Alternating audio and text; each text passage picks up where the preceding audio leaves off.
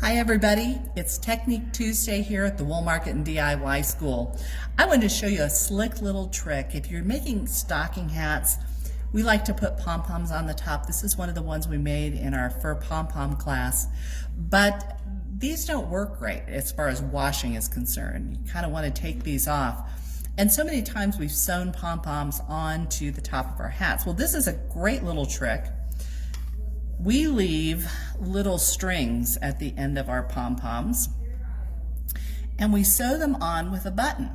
Now, one of the great things about this is when you make a regular yarn pom-pom, you can just leave the long tails that you use to tie the pom-pom securely around the middle with the little bits of yarn and feed it in through just a random button.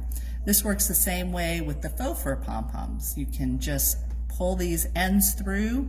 You can see I used the two sides of this old button and just tied a knot.